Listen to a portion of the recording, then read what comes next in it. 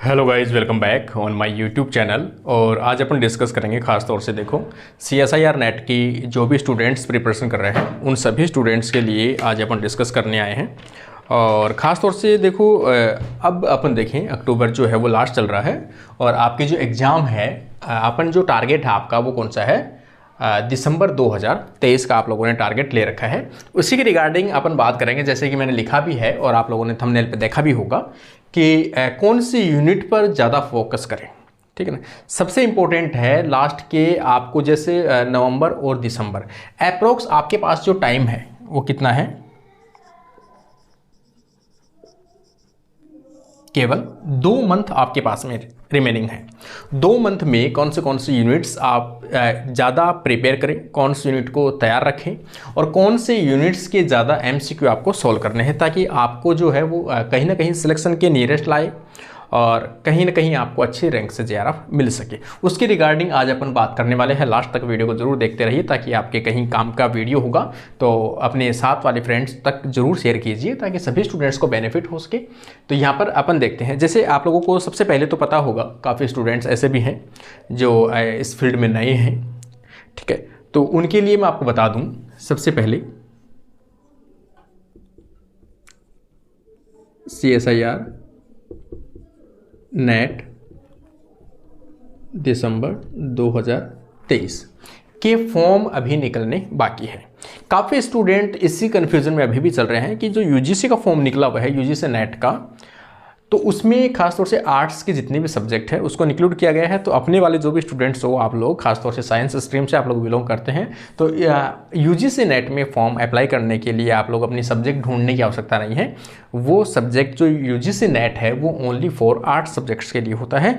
और अगर आप साइंस से बिलोंग करते हो, केमिस्ट्री से MSc की है, बॉटनी जूलॉजी से MSc की है, ठीक है ना, बायोटेक्नोलॉजी से की है, फिजिकल साइंस से मतलब फिजिक्स से की है, मैथमेटिक्स साइंस से की है, तो वो सभी स्टूडेंट्स CSIR में अप्लाई करें। ठीक है, तो इसके जो फॉर्म है पहले अपन इसकी बात करते हैं। फॉर्म या एप्लीकेशन फॉर्म अभी स्टार्ट होने वाले हैं, तो यहां पर अपन कह सकते हैं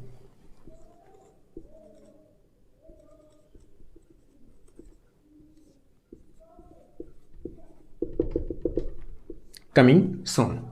कब तक आने वाले हैं ये मैंने पहले भी डिस्कस कर चुके हैं अपन, लगभग अप्रोक्स है अक्टूबर के लास्ट वीक या फिर अपन कहें तो नवंबर का फर्स्ट वीक के अंदर आपको इसके फॉर्म है वो कहीं ना कहीं आपको ओपन हो जाएंगे और आप लोग अपना फॉर्म है वो अप्लाई कर सकते हो। आज अपन बात करें खासतौर से किस ब्रांच की, लाइफ साइंस।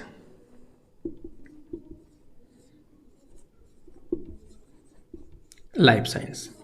अब अपना सबसे बड़ा कन्फ्यूजन होता है कि आप लोग अगर नए हो फील्ड में तो आपको थोड़ा सा कन्फ्यूजन अपना बेसिक क्लियर कर दें कि लाइफ साइंस किस किस स्टूडेंट्स को फॉर्म फिलअप करना है, जिनकी MSc सेकेंड सेमेस्टर से स्टार्ट हो रही हो। फर्स्ट सेमेस्टर इसका कंप्लीट हो चुका है, सेकेंड सेमेस्टर में हो, वो सभी स्टूडेंट अप्लाई कर सकते हैं। तो MSc खासतौर से आपकी किस में होनी चाहिए, बॉटनी जूलॉजी। अगर आपकी MSc बॉटनी जूलॉजी से कर रहे हो तो आप कौन से सब्जेक्ट भरोगे, लाइफ साइंस। अगर आपकी MSc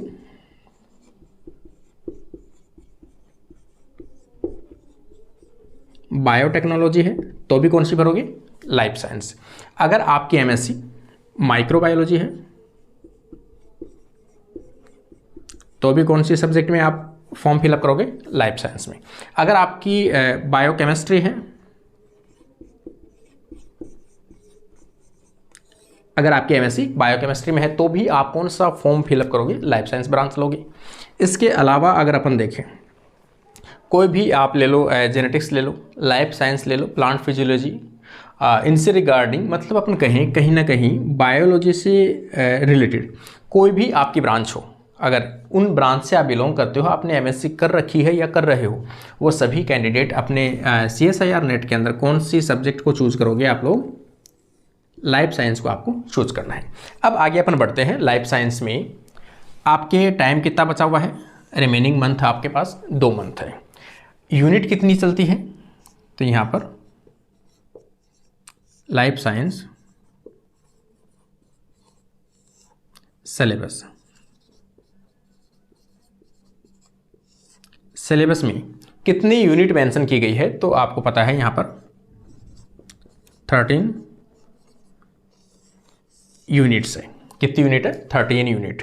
13 यूनिट में से आपको ऐसी कौन सी यूनिट्स सेलेक्ट करें और लास्ट 2 मंथ में कौन सी यूनिट के ऊपर ज़्यादा फोकस करें ताकि आपको इजीली नेट या जेआरएफ आपको मिल सके।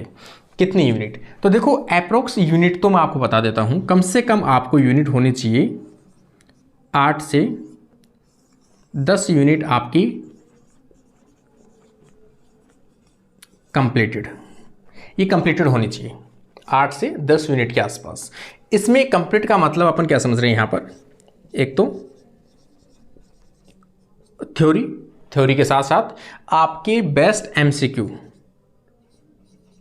मतलब एमसीक्यू खास तौर से टॉपिक वाइज के साथ साथ आपके लास्ट ईयर के अंदर जो नेट के अंदर CSIR नेट लाइफ साइंस के प्रीवियस ईयर पेपर के अंदर पूछे गए जो एमसीक्यू हैं वो वाले आपको टॉपिक वाइज सॉल्व करने हैं। सबसे बेस्ट मेथड तो यही है कि जिस टॉपिक की आप थ्योरी पढ़ रहे हो उस टॉपिक के आप एमसीक्यू उससे भी ज़्यादा आप सॉल्व करने की कोशिश करो, तब जाके आपकी उसकी जो थ्योरी है वो कंप्लीट क्लियर होती है। यूनिट अप्रोक्स अगर अपन माने तो कितनी, 8 से 10 यूनिट के आसपास।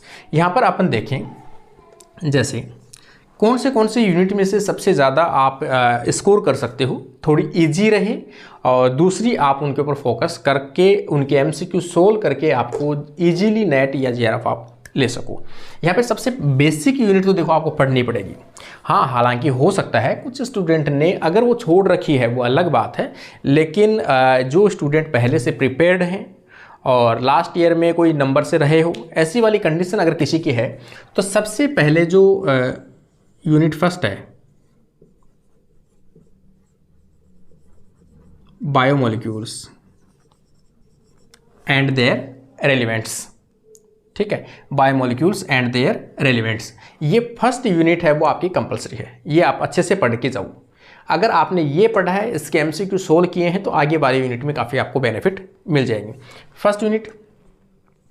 सेकेंड यूनिट की अपन बात करें तो सेकेंड यूनिट आपकी आ जाएगी सेल बायोलॉजी, ठीक है, सेल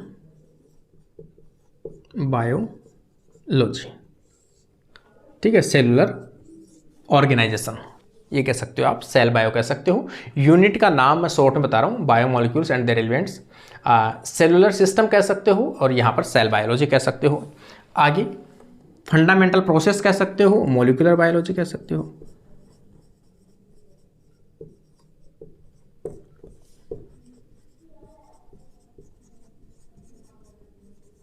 फंडामेंटल प्रोसेस, ये वाली यूनिट वाइज बता रहा हूँ, first unit, second unit, third unit, ये तीनों यूनिट आपको कंप्लीट करनी है, ठीक है। तीनों यूनिट थ्योरी प्लस एमसीक्यू इनकी कंप्लीट होनी चाहिए आपकी। फोर्थ यूनिट की आप बात करोगे तो देखो फोर्थ में खास तौर से देखें सेल कम्युनिकेशन कह सकते हैं, सेल कम्युनिकेशन और साथ साथ आपके इम्यूनोलॉजी। ये वाली यूनिट देखो खास तौर से जो स्टूडेंट कहीं ना कहीं जूलॉजी से बिलोंग करते हैं, जूलॉजी से, बायोटेक्नोलॉजी से बिलोंग करते हैं, इस यूनिट को आप कर सकते हो, फोर्थ को, सेल कम्युनिकेशन एंड इम्यूनोलॉजी। फिर भी कोई स्टूडेंट अगर इसको छोड़ना चाहे तो आप छोड़ सकते हो, ठीक है। Cell signalling and cell communication, या फिर आप सेल कम्युनिकेशन कह सकते हो, सेल सिग्नलिंग कह सकते हो, और इसी को इम्यूनोलॉजी कह सकते हो।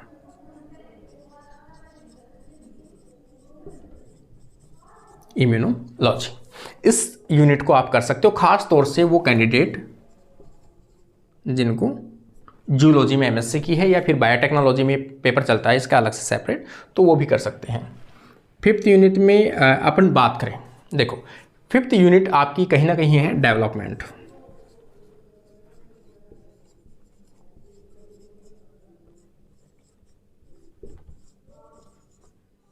Development biology. डेवलपमेंट बायोलॉजी में दो पोर्शन है, एक प्लांट डेवलपमेंट और एक एनिमल डेवलपमेंट। देखो बोटनी वाले जो कैंडिडेट है ये वाले तो कर सकते हैं प्लांट डेवलपमेंट, और जूलॉजी वाले अपनी कर सकते हैं एनिमल डेवलपमेंट। ये वाले आप कर सकते हो इस यूनिट को। तो इस यूनिट को आप कर सकते हो, हाफ वाला पोर्शन बोटनी वाले इधर वाले कर सकते हैं, ये वाले पोर्शन ये वाले, और जूलॉजी वाले इस चीज़ के ऊपर फोकस कर सकते हो। और इसी के जो अलग अलग एनिमल्स दिए गए हैं एग्जाम्पल में, सी अर्चिन से लेकर एम्फीबियंस जो है उनके एग्जाम्पल दिए गए हैं, और ड्रोसोफिला का डेवलपमेंट दिया गया है। इसके अलावा ह्यूमन के नॉर्मल अपन देखें तो वो भी दिया गया है। ज़्यादा तो इसमें सी अर्चिन है और एम्फीबियन है, और ख़ासतौर से ड्रोसोफिला का डेवलपमेंट वगैरह ज़्यादा इसमें दिए गए हैं। गैस्ट्रोलेशन स्टेज है, अलग अलग स्टेज दिए गए हैं डेवलपमेंट की। 6 अपन देखें, ठीक है, तो यहाँ पर 6 अपन देखें तो इसमें जेनेटिक्स आप देख सकते हो। जेनेटिक्स तो देखो ऐसी यूनिट है कि जेनेटिक्स कहीं ना कहीं आप लोगों की पहले बेसिक्स पढ़ी हुई है, लेकिन अगर किसी को जेनेटिक्स टफ लगती है तो वो उसको अवॉइड कर सकता है, ठीक है। हालांकि जेनेटिक्स जो है, जेनेटिक्स आप कर सकते हो, अगर किसी को हार्ड लगे तो आप इसको छोड़ सकते हो, ठीक है। अब अपन देखें plant physiology, system plant physiology, और 8th में अपन माने सिस्टम एनिमल्स, ठीक है। 2 यूनिट आपकी फिजियोलॉजी की है, एनिमल फिजियोलॉजी और प्लांट फिजियोलॉजी। ये खास तौर से देखो बॉटनी और ये जूलॉजी, इनमें से बॉटनी वाले 100% इसको तो कर ही लेंगे, ठीक है। और रही बात इसकी, इसको जूलॉजी वाले 100% कर लेंगे। लेकिन अगर कोई students like as the biotechnology के स्टूडेंट्स, माइक्रोबायोलॉजी का स्टूडेंट्स है, और जूलॉजी वाला ऐसा कोई कैंडिडेट हो जिनको बॉटनी में भी इंटरेस्ट हो, और प्लांट्स वाले कोई ऐसे हो जिनको जूलॉजी में भी इंटरेस्ट हो, तो ये दोनों यूनिट है। जैसे मेरी बात करूं तो मुझे दोनों यूनिट इंटरेस्टिंग लगती है। मुझे प्लांट फिजियोलॉजी भी इतनी ही आती है और एनिमल फिजियोलॉजी भी इतनी आती है। इसका मतलब स्टार्टिंग से ही मुझे दोनों में इंटरेस्ट था, क्योंकि हालांकि बॉटनी से हैं, लेकिन एनिमल फिजियोलॉजी इतनी अच्छी और इंटरेस्टिंग है, अगर कोई कैंडिडेट इसको पढ़ता है तो ऑटोमेटिक बॉटनी से भी ज़्यादा आप जूलॉजी में स्कोर कर पाओगे, ठीक है। तो 2 यूनिट ये हैं। अब अपन देखें 9 नंबर, तो यहाँ पर 9 नंबर में आप देख सकते हो इकोलॉजी। ये यूनिट आप कर सकते हो, सभी स्टूडेंट को ये यूनिट करनी है, इकोलॉजी आप आराम से कर सकते हो। 10 नंबर में अपन देखें आपके इवोल्यूशन एंड एनिमल बिहेवियर।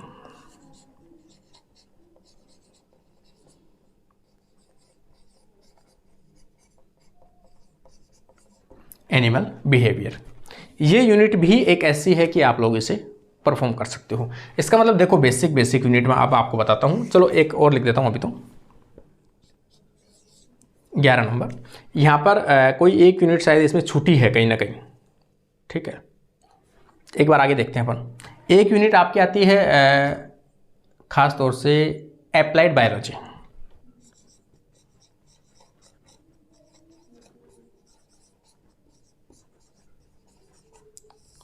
जितनी भी आपने प्लांट्स और एनिमल्स इनके एग्जाम्पल्स पढ़े हैं, उन सभी के आपके जो एप्लीकेशंस है लाइक एज द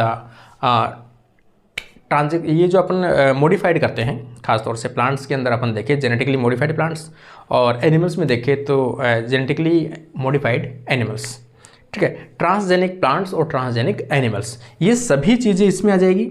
और सेकेंडरी एलेक्लॉइड्स, केमिकल्स का प्रोडक्शन करना, हाई लेवल पे कॉमर्शियल लेवल पे प्रोडक्शन करना, कौन सी एंजाइम्स, कौन से इंसुलिन, रिकॉम्बिनेंट डीएनए टेक्नोलॉजी को यूज में लेते हुए आपने कौन से ऐसे प्रोटीन्स, एंजाइम्स और ऐसे वैक्सीन्स तैयार किए हैं, ट्रांसजेनिक एनिमल्स, ट्रांसजेनिक प्लांट्स, ये सभी चीज़ें अप्लाइड के अंदर आ जाएगी। आज तक आपने जो भी अप्लाई किया है, जो भी टेक्निक्स, जो भी एनिमल्स से रिलेटेड आपने पढ़ा है, वो सभी इसके अंदर आएगी।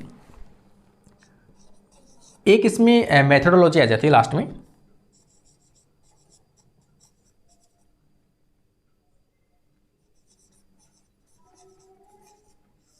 ठीक है ना, मेथड्स या मेथोडोलॉजी, मेथड्स भी कह सकते हो, मेथड्स इन बायोलॉजी ये भी कह सकते हो आप। एक यूनिट कोई और है इसमें, शायद कहीं ना कहीं रह गई है अभी भी, ठीक है ना, 13 यूनिट है। अब अपन इनमें से देखें, सबसे पहले नंबर पर इस यूनिट को आपको पढ़ना है 1, सेकंड वाली पढ़नी है आपको 2, 3, ये 3 यूनिट तो आपको वैसे भी करनी है। कौन सी 1 वाली, इसमें ये मार्कर चल नहीं रहा, ठीक है। फर्स्ट यूनिट आपको करनी है, सेकंड यूनिट करनी है आपको, थर्ड यूनिट करनी है, और फोर्थ में कह रहा हूँ आपको भी देखो आप पे डिपेंड करता है। सेल सिग्नलिंग इतनी इंटरेस्टिंग यूनिट है और इम्यूनोलॉजी भी इंटरेस्टिंग यूनिट है। जूलॉजी वाले तो इसको छोड़ना नहीं है। डेवलपमेंट बायोलॉजी आप करना है, जेनेटिक्स आप कर सकते हो या छोड़ सकते हो इसको, वो वाली कंडीशन है। ये दोनों यूनिट कोशिश करना, बॉटनी वाले तो इसको तो करना ही करना है, जूलॉजी वाले को इसको करना है, ठीक है। इकोलॉजी और इवोल्यूशन दोनों करने हैं, ठीक है। अब अपन देखें 1, 2, 3, 4, 5, इन दोनों में से एक ले लो, 6, 7 और 8 यूनिट के आसपास ऐसी यूनिट्स हैं, और इनको साथ में लेंगे तो 8 और 9 हो जाएगी, ठीक है। इसको साथ में लोगे तो 10 हो जाएगी। ये 10 यूनिट ऐसी है जिनको आपको फोकस करना है। इनमें से भी सबसे ज़्यादा इंपॉर्टेंट ये 3 हैं। कौन सी? पहली, दूसरी, तीसरी, पांचवी के बाद में 7वीं, 8वीं, 9वीं और 10वीं। ये यूनिट सबसे इंपॉर्टेंट है, और पढ़ने का मैंने आपको बता ही दिया, मेथड आपको सेम फॉलो करना है कि ये यूनिट अगर आपने कहीं से कोचिंग ली है, ठीक है, तो आपने क्या किया है, अगर आपने कहीं से कोचिंग ली है, कोचिंग में हो सकता है आपको topic wise, unit wise theory पढ़ाई है, आपने थ्योरी के शॉर्ट नोट्स भी बनाए हैं।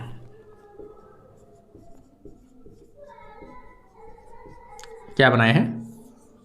Short notes. आपके पास में एक बुक ऐसी होगी जो टॉपिक वाइज आपके पास में एमसीक्यू हो। कौन से? एमसीक्यू। कौन से? Topic wise.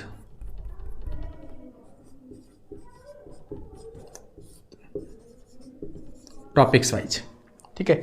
अगर आपने वो सोल्व किया है तो बेस्ट है सबसे, क्योंकि जिस स्टूडेंट को रेगुलर प्रिपरेशन करनी है, जिसको सिलेक्शन पक्का चाहिए, तो वो तो देखो टॉपिक वाइज उसने एमसीक्यू सोल्व किए होंगे।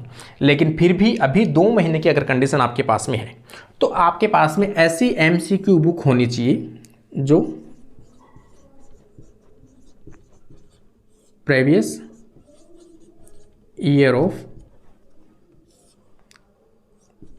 CSIR नेट लाइफ साइंस के पेपर हो। ऐसी बुक होनी चाहिए जिसमें यूनिट्स वाइज क्या हो, एमसीक्यू हो। ऐसी कोई बुक हो आपको जिसमें यूनिट वाइज एमसीक्यू हो, और उस यूनिट में भी टॉपिक वाइज अगर एमसीक्यू मिल जाए तो सबसे बेस्ट है। इसको आप सबसे ज़्यादा फॉलो करना आपको, ताकि कोई भी टॉपिक अनक्लियर ना रहे, कोई भी टॉपिक आपके थ्योरी और एमसीक्यू सॉल्व ना हो। क्योंकि ये देखो खास तौर से दोनों में मिलते हैं।